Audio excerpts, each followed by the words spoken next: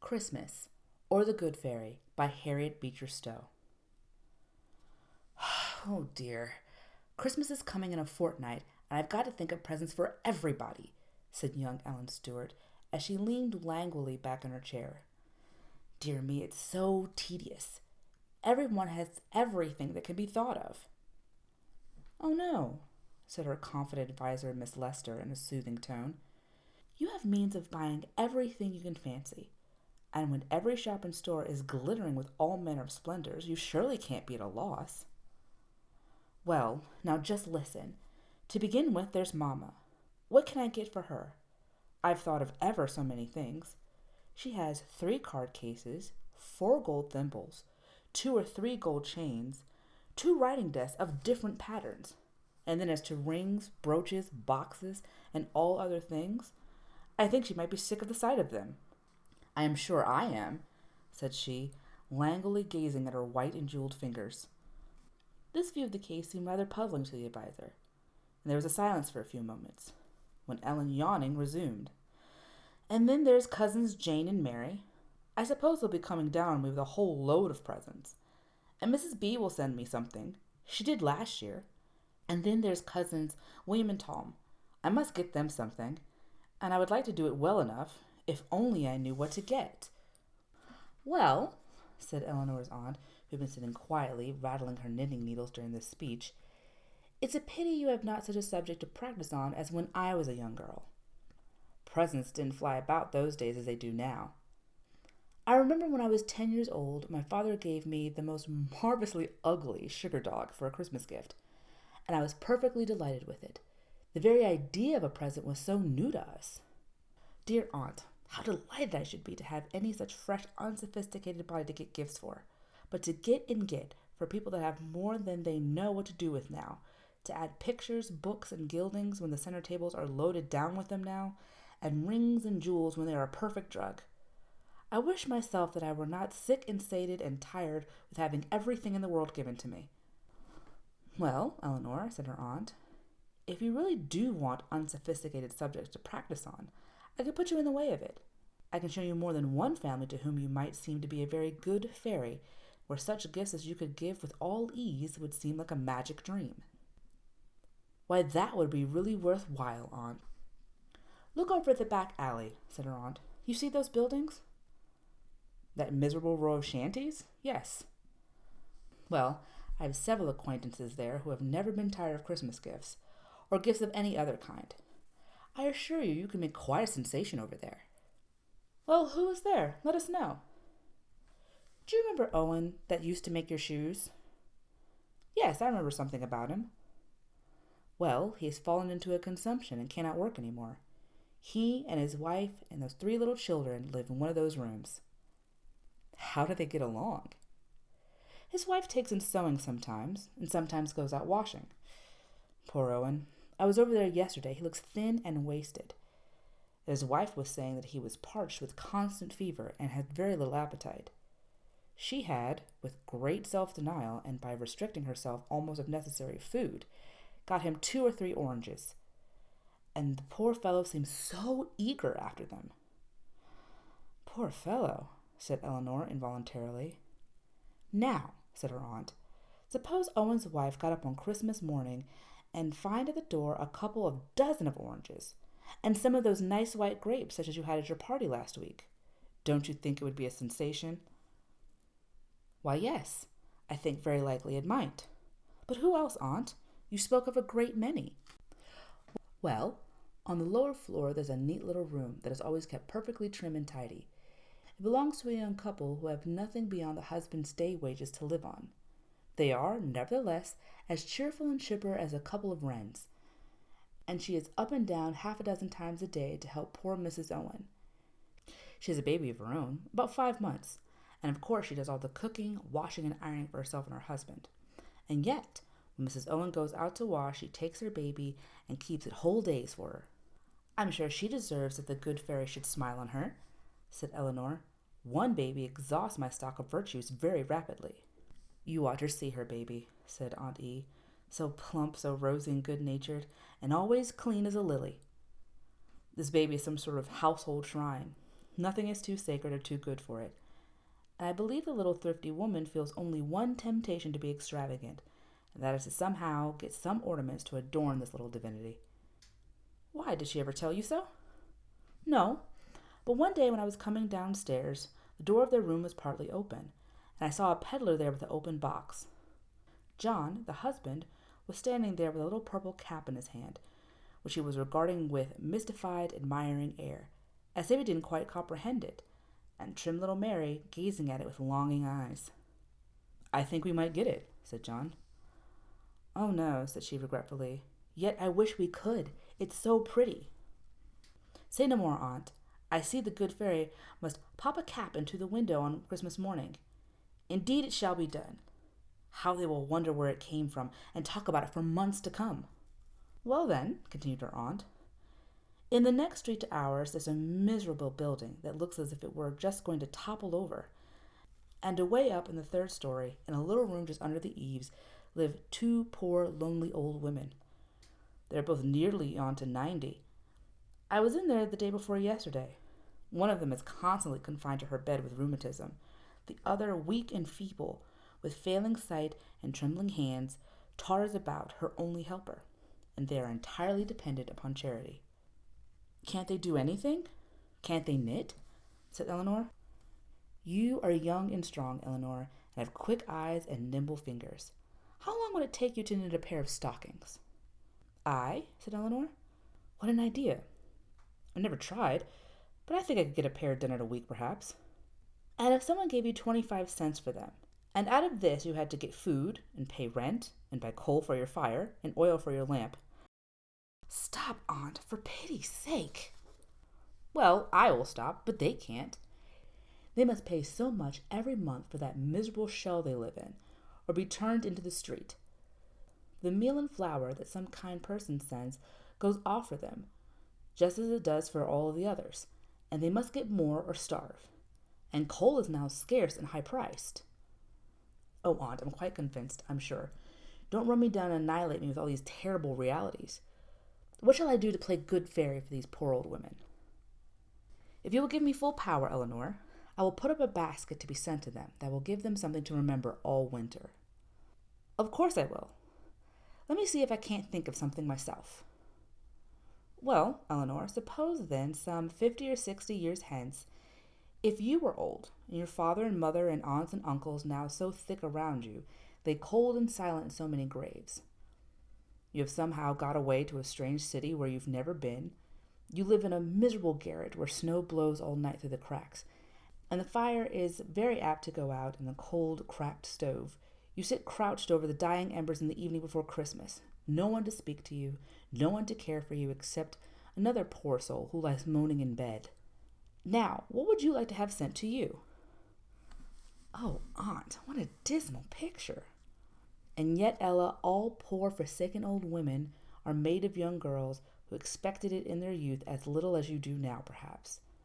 Say no more, Aunt. I'll buy, let me see, a comfortable warm shawl for each of these poor women, and I'll send them, let me see, some tea. Nothing goes down with old women like tea. And I'll make John wheel some coal over for them. And, Aunt, it would not be a bad idea to send them a new stove.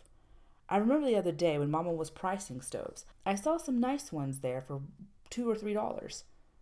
"For a new hand, Ella, you work up the idea very well," said her aunt. "But how much do I give for any case? To these women, say."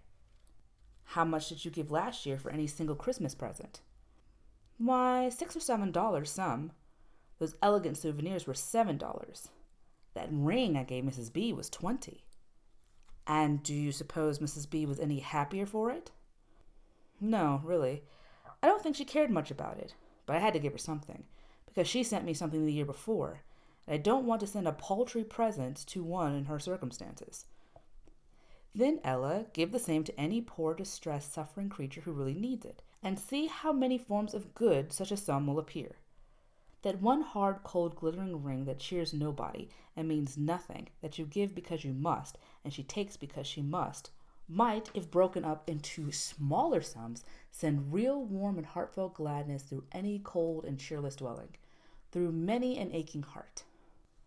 You're getting to be an orator, Aunt. But don't you approve of Christmas presents among friends and equals? Yes, indeed, said her aunt, fondly stroking her head. I have had some Christmas presents that did me a world of good. A little bookmark, for instance, from a certain niece of mine who worked for me with wonderful secrecy 3 years ago, when she was not a young lady with a purse full of money. That bookmark was a true Christmas present. And my young couple across the way are plotting a profound surprise to each other on Christmas morning. John has contrived, by an hour of extra work every night, to lay by enough to get Mary a new calico dress, and she, poor soul, has bargained away the only thing in jewelry line she's ever possessed to be laid out on a new hat for him. I know, too, a washerwoman who has a poor lame boy, a patient, gentle little fellow, who has lain quietly for weeks and months in his little crib, and his mother is going to give him a splendid Christmas present. What is it? A whole orange. Don't laugh. She will pay 10 whole cents for it, for it shall be none of your common oranges, but a picked one of the very best going. She has put by the money a cent at a time for a whole month, and no one knows which will be the happiest, Willie or his mother. These are such Christmas presents as I like to think of, gifts coming from love and tending to produce love. These are appropriate gifts of the day. But don't you think it's right for those who have money to give expensive presents, supposing always, as you say, they are given from real affection? Sometimes, undoubtedly. Xavier did not condemn her who broke an alabaster box of ointment, very precious, even although the suggestion was made, this might have been sold for 300 pence and given to the poor. I have thought he would regard with sympathy the fond efforts which human love sometimes makes us express itself by gifts, the rarest and the most costly. How I was rejoiced with all my heart when Charles Elton gave his poor mother that splendid Chinese shawl and gold watch, because I knew they came from the very fullness of his heart to a mother he could not do too much for, a mother that has done and suffered everything for him. In such cases, when resources are ample, a costly gift seems to be a graceful appropriateness. But I cannot approve of it if it exhausts all the means of doing for the poor. It is better then to have a simple offering and do something for those who really need it. Eleanor looked thoughtful. Her aunt laid down her knitting and said in a tone of gentle seriousness, "Whose birth does Christmas commemorate, Ella?" "Our Saviour's, certainly, Aunt." "Yes," said her aunt. "And when and how was he born?" "In a stable, laid in a manger, thus born that in all ages he might be known as a brother and a friend to the poor. And surely it seems but appropriate to commemorate his birthday with an especial remembrance of the lowly, the poor, the outcast, and distressed. And if Christ should come back to our city on Christmas Day, where should we think it most appropriate for his character to find him? Would he be carrying splendid gifts to splendid dwellings? Or would he be gliding about in the cheerless haunts of the desolate, the poor, the forsaken, and the sorrowful?" And here the conversation ended. "What sort of Christmas presents is Ella buying?" said Cousin Tom as the waiter handed a pretentious-looking package which had just been rung at the door. "Let's open it," said saucy Will. "Upon my word, 2 great gray blanket shawls? These must be for you and me, Tom. And what's this? A great bolt of cotton flannel and gray yarn stockings?" The doorbell rang again, and the waiter brought in another bulky parcel and deposited it on the marble-top center table. "What's here?" said Will, cutting the cord. "Whew! A perfect nest of packages. Oolong tea, oranges, grapes, white sugar. Bless me, Ella must be going housekeeping." "Or going crazy," said Tom. "And on my word," said he, looking out the window, "there's a drayman ringing our door with a stove, with a tea kettle on top of it." "Ella's cook stove, of course," said Will, and just at that moment the young lady entered, with her purse hanging gracefully over her hand. "Now, boys, you are too bad," she exclaimed, as each of the mischievous youngsters were gravely marching up and down attired in a gray shawl. "Didn't you get them for us? We thought you did," said both. "Ella, I want some cotton flannel to make a pair of pantaloons," said Tom. "I say, Ella," said Will, When are you going to housekeeping? Your cooking stove just landed in the street.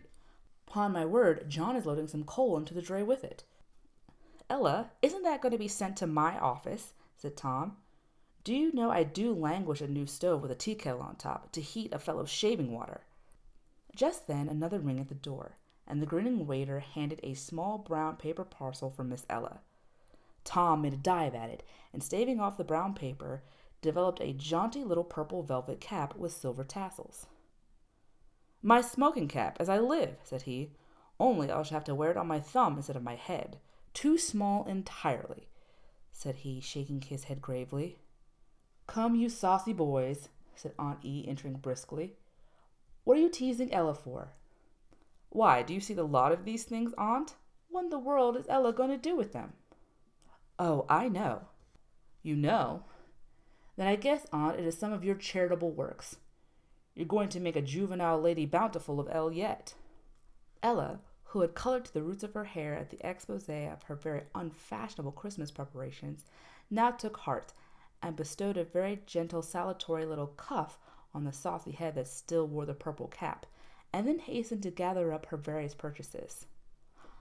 Laugh away, she said gaily, and a good many others will laugh too over these things. I got them to make people laugh, people that are not in the habit of laughing. Well, well, I see into it, said Will, and I tell you I think right well of the idea too. There are worlds of money wasted at this times of year, and getting things that nobody wants and nobody cares for after they got it. And I'm glad, for my part, that you're going to get up a variety in this line. I should like to give you one of those stray leaves to help on, said he, dropping a $10 note onto her paper. I like to encourage girls to think of something besides breastpins and sugar candy. But our story spins too long, and if anybody wants to see the results of Ella's first attempt at good fairyism, they can call at the doors of 2 or 3 old buildings on Christmas morning, and they shall hear all about it.